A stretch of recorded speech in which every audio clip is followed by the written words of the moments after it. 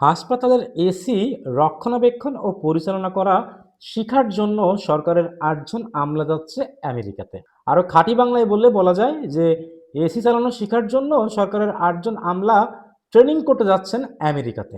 Safety facilities and operation maintenance প্রকল্পের আওতায় ওনারা যাচ্ছেন আমেরিকাতে এবং এই প্রকল্পের প্রাক্কলিত ব্যয় অলরেডি ২ বার কিন্তু বাড়ানো হয়েছে।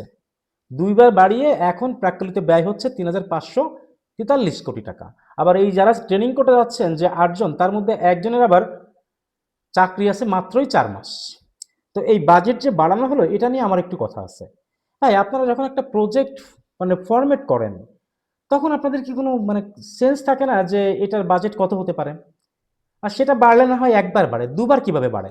নাম্বার 1। নাম্বার 2 হচ্ছে যে ৮ জন যাচ্ছেন, উনাদের বাসায় এসি আছে, উনাদের অফিসেও এসি আছে এবং ওই এসিগুলা অন বা অফ কিন্তু উনারা কখনো করে না। কারা করে বলেন তো? অফিসের এসিগুলো অন অফ করে কারা? ওনাদের পিয়ন। এবং বাসারটা করে কে? ওনাদের বাসার বুয়া। এর বাইরে যদি ম্যাসিভ কোনো প্রবলেম হয় তাহলে ওই এসি ঠিক করার জন্য স্পেসিফিক কিছু ম্যান কিন্তু প্রত্যেকটা জায়গাতে আছে। তো তারাই এগুলো দেখাশোনা করে। তো ট্রেনিং যদি পাঠাতেই হয় তাহলে হয় পিয়নরে পাঠান, না হলে ওই লোকগুলারে পাঠান। আপনারা ভাই কি জন্য যাচ্ছেন আমেরিকায় ট্রেনিং করতে? আমি এটাই বুঝতেছি না। এবং যে ৮ জন আমলা ট্রেনিং করতে যাচ্ছেন তাদের কিন্তু হাসপাতালের সাথে কারিগরি সরাসরি কোনো সম্পর্ক নাই। অর্থাৎ ডিরেক্টলি ওনাদের কোনো কাজ নাই কিন্তু হাসপাতালে। কিন্তু উনারাই যাচ্ছে ট্রেনিং করতে। দেশের অবস্থা যে অবস্থা, দেশে নাই কোনো তেল। ২ দিন পরে আপনি এসি চালাতে পারবেন কিনা সেটা নিয়ে আছে বাংলাদেশ মহা সংকটে। সেটা নিয়ে কিন্তু ওনাদের কোনো হেডেক নাই। ওনাদের ট্রেনিং করতে যেতে হবে, এসি চালানো শিখতে যেতে হবে কোথায়? আমেরিকায়। এসি অন এবং অফ করা শিখতে যেতে হবে কোথায়?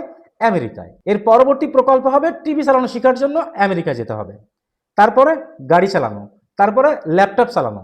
এই যে ওনারা ট্রেনিং করতে যাচ্ছেন এতগুলা টাকা খরচ করে, এটা কার টাকায়?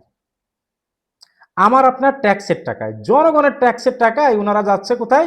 এসি অন কিভাবে করতে হয়, কিভাবে অফ করতে হয় এটা শেখার জন্য। কখনো কোনোদিন শুনেছেন কোনো মন্ত্রণালয়ের কোনো হাই র্যাঙ্কিং এর আমলা এসি ঠিক করতেছে? কখনো দেখেছেন যে উনি চেয়ারের উপর দাঁড়িয়ে ওনার এসির পানি পড়ে উনি সেটা সুন্দর করে সেটিং করে ঠিক করার চেষ্টা করতেছেন? উনি তো ডাইরেক্ট বলে এই ওরা ডেকে নিয়ে আয়, ইনস্ট্যান্টলি কাজ হয়ে যায়।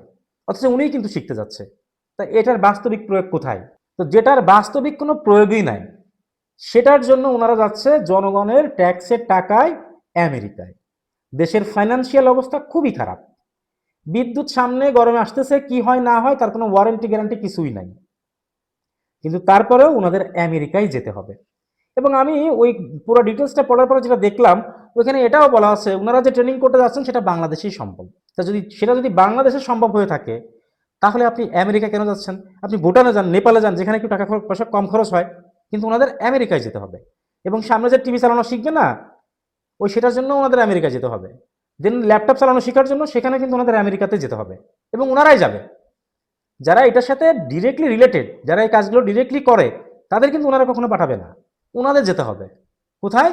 আমেরিকা। কি শিখতে? এসি অন এবং অফ করা শিখতে, যেটা পৃথিবীর শ্রেষ্ঠ কঠিন কাজ। এর থেকে কঠিন কাজ এই বাংলাদেশ তথা পুরো পৃথিবীতে কোনো কঠিন কাজ নাই। এসি অন এবং অফ করা যেমন তেমন কাজ মনে করেন, এটা অনেক ক্রুশিয়াল কাজ ভাই। এটা চালানো শিখতে হইলে ওনাদেরই যেতে হবে।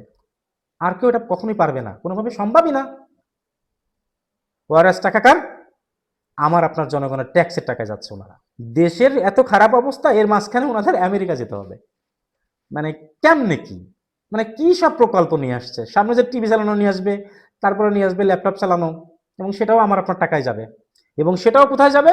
ওই আমেরিকা, না হলে সুইজারল্যান্ড, তা না হলে ইংল্যান্ড, এসব দেশে ওনারা যায়। সামনে আমাদের বিদ্যুৎ ঠিক মতো পাই কিনা সেটা নিয়ে একটা সংশয় রয়েছে। এমনও হতে পারে যে দিনে ১২ ঘন্টা আপনারা বিদ্যুৎ পাবেন, এটাও হতে পারে, বাংলাদেশে সেদিন আসতেও পারে।